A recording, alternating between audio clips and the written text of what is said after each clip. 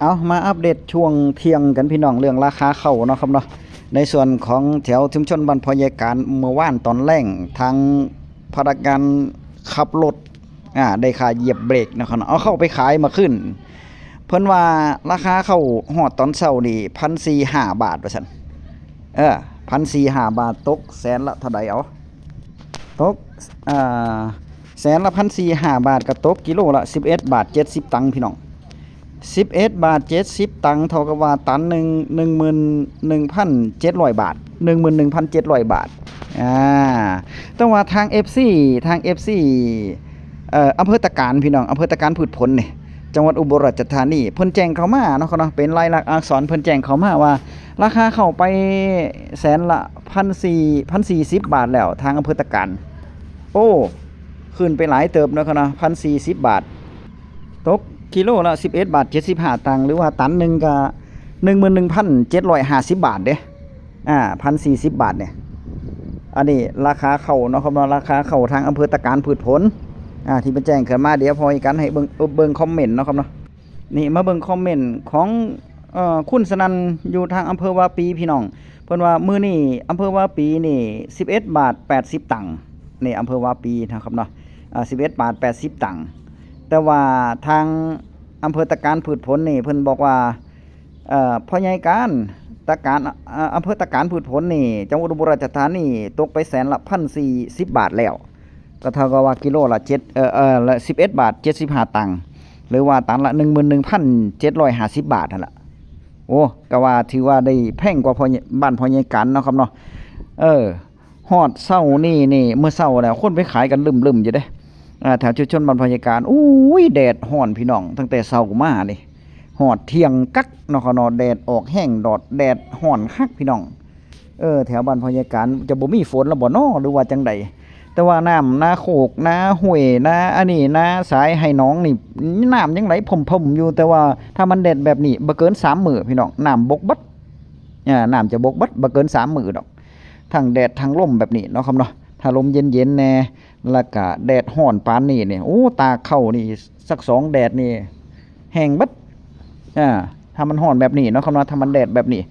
ตอนเช้าทำท่าว่ามีน้ำค้างเด้มีน้ำหมอกน้ำค้างเด้เมื่อเช้านี่แต่ว่าพอสวยมาจักหน่อยนี่แดดออกแต่เช้าเลยแล้วมาฮอดเที่ยงนี่ยังบ่มีท่าทีว่าจะมีเข้าฝนเลยแดดแพร่แต่ขี้ฟ้าก็ยังหลายอยู่เนาะในส่วนของข้าวพี่น้องในส่วนของราคาข้าวFC พยาการบ้านชุมชนใกล้เคียงเพิ่นก็ถามมาอยู่ว่าราคาข้าวแห้งล่ะก็ขอ15ไปเท่าใดเท่าที่พยาการเช็คดูก็ราคาข้าวแห้งนี่ยังบ่ทันขึ้นเด้อยังบ่ทันแพงเนาะเนาะตันละ 13,000-14,000 ประมาณนี้ตันละ 13,000-14,000 แต่ว่าถ้าเป็นข้าวเก่านี่ 15,000 เด้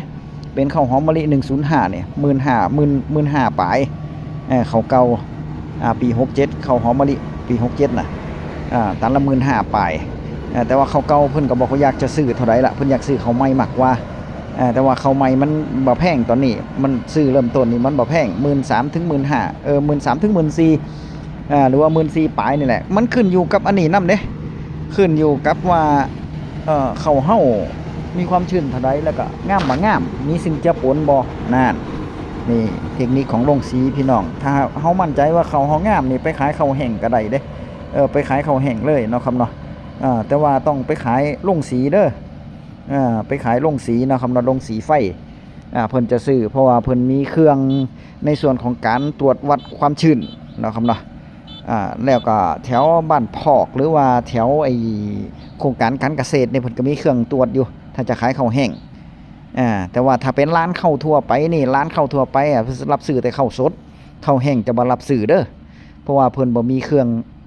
งสั่งแล้วก็เครื่องตรวจเนาะครับเนาะเพิ่นบ่มีโรงสีน้อยไว้ตรวจข้าวน่ะเพิ่นบ่มีถ้าจะขายข้าวแห้งก็ต้องไปโรงสีใหญ่เลยไปโรงสีใหญ่พุ่นนะแถวชุมชนบ้านพอยายกันก็ส่วนมากก็ไปเสนางเนาะครับเนาะไปเสนางนี่แหละเพราะว่ามาตรฐานแน่ในส่วนของการรับซื้อข้าวก็ดีกว่าหมู่อยู่ติล่ะราคาข้าวมันก็แพงกว่าหมู่อยู่เนาะครับเนาะในการรับซื้อข้าวเพิ่นก็ให้ความเป็นธรรมกับพี่น้องเกษตรกรชาวนาเฮาอยู่หรือว่ามีอยู่ร้าน แถวชุมชนบ้านพญาการก็จะมีร้านเจริญไส้กับร้านโครงการการเกษตรและก็บ้านพอกเนาะครับเนาะที่มีโรงสีหน่อยที่เพิ่นสามารถตรวจวัดความชื้นได้อันนี้สามารถขายข้าวแห้งได้เด้อพี่น้องเด้อขายข้าวแห้งได้เนาะครับเนาะ3หม่องนี่เพิ่นรับซื้ออยู่มั้งน่าจะรับซื้อข้าวแห้งนำมาละเพราะว่าเพิ่นมีเครื่องตรวจเนาะครับเพราะเพิ่นมีเขาเครื่องตรวจเข้านั่นนะแต่ว่าร้านเข้าทั่วไปก็รับซื้อเปิดปกติแล้วมื้อนี้สำหรับมื้อนี้แต่ว่ามื้อนี้นี่โรงสีใหญ่เขาจะปิดเด้เพราะมันเป็นวันอาทิตย์เนาะครับเนาะถ้าจะเปิดก็เปิดวันจันทร์มื้ออื่นพุ่นล่ะวันจันทร์แต่ว่าวันจันทร์นี่ราคาเข้าจักสิไปซำใดเด้บ่ฮู้ว่าจะไปซำใดเนาะครับเนาะราคาเข้านี่สำหรับมื้ออื่นเป็นวันจันทร์ก็จะเปิดตามปกติหั่นล่ะเนาะครับเนาะในเรื่องของราคาเข้าแต่ว่าราคาเข้านี่มันต้องอัปเดตทุกช่วงเลยช่วงเช้าไปเท่าใดช่วงมาหาช่วงเที่ยงนี่ราคามันจะขึ้นหรือมันจะลงนี่หูเลยพอช่วงเที่ยงมาบางเชียบางมือบางชี่นี่ช่วงบ่ายปรับราคาใหม่ก็มีได้พี่น้องมือนึงปรับ3รอบก็มีการในการรับซื้อเข้าเนี่ยเพราะฉะนั้นต้องติดตามตลอดเลยอย่างปีกายนี่เขาเจ้าใหญ่ออกลึมนี่พอเขาเจ้าใหญ่ออกมันส่วนกันเนาะไผก็เกี่ยวแม่นบ่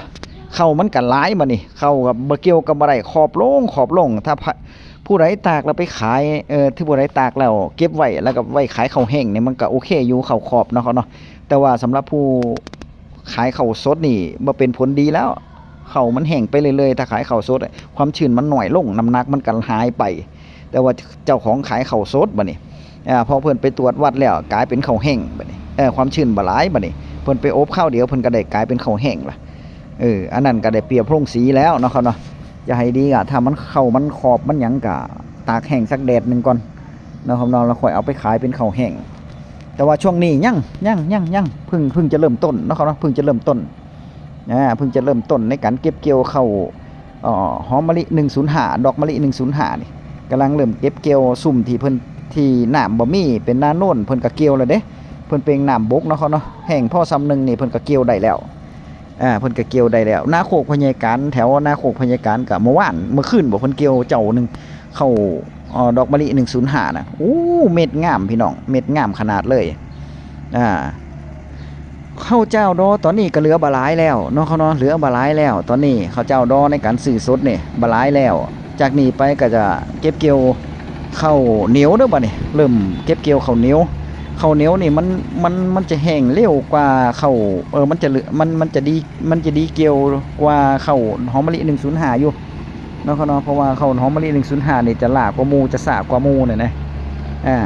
เพราะว่ามื้อนี้ก็มีทั้งข้าวเจ้าดอแล้วก็ข้าวเหนียวเด้ที่เพิ่นเก็บเกี่ยวกัน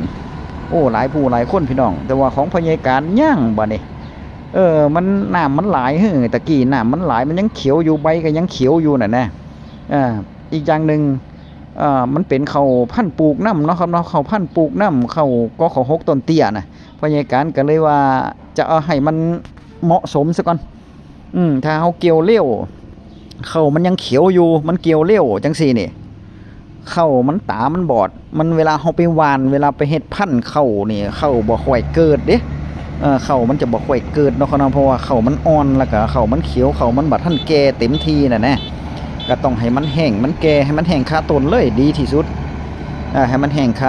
คาต้นไปเลยดีที่สุดเนาะใบแห้งต้นแห้งเมล็ดแห้งเวลาเฮามาตากสักแดด2แดดเวลาเฮามาตากถ้าเป็นพันธุ์ข้าวนี่ก็ต้องตากให้มันแห้งๆคักๆเด้อให้มันแห้งสนิทเลยเนาะให้มันออกดีๆนะเนาะครับเนาะเวลาเฮาไปหว่านแล้วมันจะได้ออกดีๆเนาะครับเนาะในส่วนของการหว่านก็ได้ข้าวมันเวลาออกหลากออกร่วงมาแล้วมันจะได้แข็งแรงเพิ่นว่าตามันก็บ่บอดแน่ๆข้าวมันเมล็ดพันธุ์มันดีมันก็ได้บดสุดต้นนั่นแหละเนาะถ้าพันธุ์ข้าวบ่ดีนี่ออกพูนออกพี่มันห่างไปนำเด้มันเป็นพันธุ์ข้าวเฮานำเนาะครับเนาะเพราะฉะนั้นคนที่เก็บเมล็ดพันธุ์ข้าวเขาก็จะฮู้อยู่ดอกเนาะครับเนาะเอาพี่น้องเกษตรกรชาวนาช่วงนี้เข้าก็ขอ15เด้อเก็บเกี่ยวกันก็เริ่มใกล้จะเบิดแล้วถ้าจะให้ดีนะบ่ฮ้อนเงินพี่น้องถ้าให้ดีนี่จะบ่ฮ้อนเงินนี่ถ้าเก็บเกี่ยวแล้วก็เอาไปตากไว้ซะก่อนเด้อเพราะว่ามันมีโครงการของภาครัฐบาลนี่มี2โครงการพี่น้องก็คือโครงการแรกก็คือโครงการชะลอการขายข้าวเนาะครับเนาะ ชะลอการขายข้าวนี่ก็คือเฮาได้ตันละ1,500อยู่เด้ถ้าเข้าร่วมนี่พี่น้องเงินฟรีพี่น้องเงินเพิ่นช่วยเหลือภาครัฐช่วยเหลือเนาะครับเนาะอย่างที่2ก็คือทางร้อยเอกธรรมนัสพรหมเผ่ากระทรวงเกษตรและสหกรณ์เพิ่นการันตีแล้วว่าข้าวแห้งตันละ 13,000 บาทขึ้นไปเพิ่นว่าตันละ 13,000 บาทขึ้นไปก็รอเบิ่งราคาข้าวไปนํพี่น้องแต่ว่าข้าวแห้งถ้าได้ 13,000 นี่ถือว่าถูกมากเลย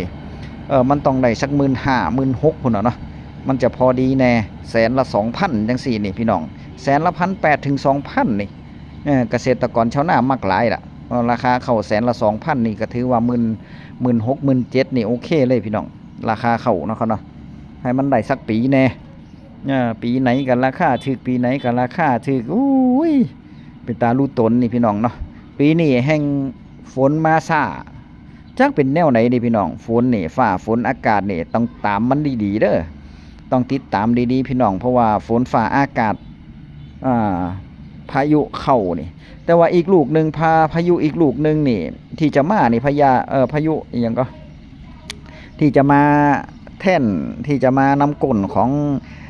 คันเมกีนี่ก็คือพายุฟุ้งว่องนั่นแหละพี่น้องแต่ว่าบ่น่าจะเข้าไทยละเพราะว่าลมน่าจะตีขึ้นประเทศไต้หวันพุ่นละไปทะเลจีนใต้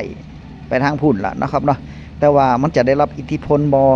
จะมีฝนฟ้าเข้ามาอีกบ่หรือว่าได้รับผลกระทบบ่อันนี้ก็รอติดตามกันช่วงอีก 2-3 มื้อพุ่นละถึงจะมีข่าวออกมานะแต่ว่าตอนนี้อัปเดตแล้วน่าจะเป็นจังซั่นพายุน่าจะตีขึ้นไปถึงพุ่นละน่าจะตีขึ้นไปถึงนั่นแหละภาค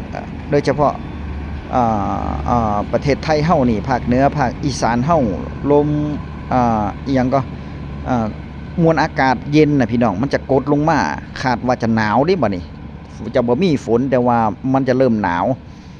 มันจะหนาวจนปากสั่นบ่หรือว่าจังใดก็รักษาสุขภาพกันเด้อพี่น้องเด้อเอาอัปเดตเรื่องราคาข้าวเนาะครับเนาะข้าวขายสดมื้อนี้ตอนเที่ยงราคาอัปเดตอยู่ที่ตันละแสนละ 1,405 บาทแสนละ 1,405 บาทเนาะครับเนาะซื้อเป็นบางร้านนี่พี่น้องบางร้านก็ยังปิดอยู่เพราะฉะนั้นถ้าเราจะไปขายให้ร้านข้าวนี่ต้องโทรเช็คซะก่อนเด้อเพราะว่ามื้อนี้เป็นวันอาทิตย์เนาะโรงสีใหญ่ปิดเบิดแต่ว่าร้านข้าวยังเปิดรับซื้ออยู่แสนละ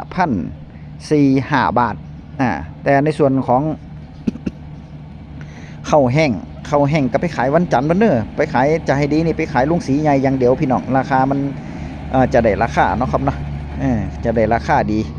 ไปขอเพิ่นเอาเนาะครับเนาะถ้าเขาห้องงามเขาก็ขอเพิ่นได้เด้เพราะขายให้เพิ่นประจำอยู่แล้วเนาะครับเนาะขอให้เพิ่นขึ้นแน่สัก5 บาท 10 บาทก็บ่เป็นหยังเด้อเนาะครับเนาะเอาคลิปหน้าพอกันใหม่คลิปนี้อัปเดตราคาข้าวช่วงเที่ยงเนาะครับเนาะสวัสดีครับ